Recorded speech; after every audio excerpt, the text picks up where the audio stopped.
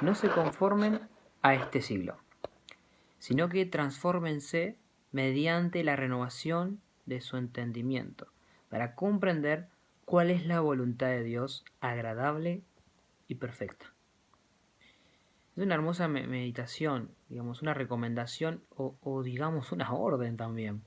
Este pasaje de Romanos en el que el Espíritu Santo, utilizando al apóstol Pablo, le decía a la gente de esa época que no se conformen a lo que la época podía ofrecerles o lo que la época les ofrecía.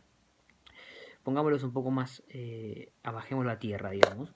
En esa época, como medio de transporte para ir más rápido que de sus pies, las personas podían aspirar a tener un caballo, ¿no? Ese era un bien de la época y bueno, cualquiera podía aspirar a tener un caballo o dos caballos, ¿no? Y que tenía por ahí tenía 4 caballos, era un Ricardo Ford, ¿viste?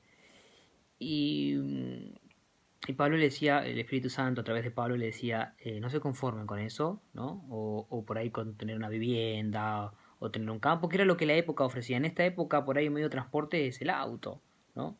Es por ahí, o sea, podría ser otra cosa, una moto, ¿no? Pero es lo que la época nos ofrece. Y lo que nos dice el Espíritu Santo es que no nos conformemos a lo que esta época nos ofrece. En tiempos de Facebook, de redes sociales, quizás por ahí una ambición sería, no sé, tener muchos seguidores y muchos likes en las redes sociales. También es concebible. Y lo que el Señor nos dice es que no nos conformemos a este siglo. O sea, no nos dice que no lo tengamos ni que lo ambicionemos, sino que no nos conformemos con eso. Que, o sea, conformarnos con algo implica decir, hasta acá llegué.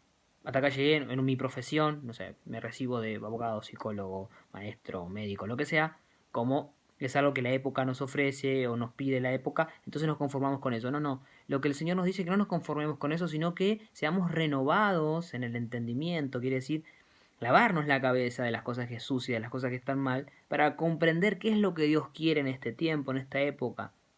Quizás hemos estado estudiando o quizás hemos estado teniendo ambiciones que por ahí no son la voluntad de Dios agradable y perfecta. La voluntad de Dios es lo que Él quiere, que no siempre se manifiesta de forma completa. A veces te implica tener una emoción o tener un hacer diario en el que ahí nos vamos dando cuenta de qué es lo que Dios quiere. Una publicación anterior en mi Instagram, en el blog, ahí hablé un poco, una arista de lo que es la voluntad de Dios para mí. Y después agradable, agradable para quién y para nosotros. Dios no nos va a mandar a hacer nada que al final de la historia no hayamos tenido placer de hacerlo. Yo lo que considero así. A veces en el principio nos resistimos un poco, pero después nos termina gustando. Y perfecta.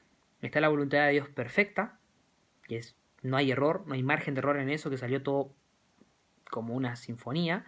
Y después está la voluntad permitida, que en el medio se metió en otra voluntad y bueno, Dios fue permitiendo para así llegar a lo que Él quería. Así que la meditación de esta noche es no nos conformemos a lo que esta época nos exige, a lo que esta época nos pide, sino que seamos renovados en el entendimiento, para comprender qué es lo que Dios quiere.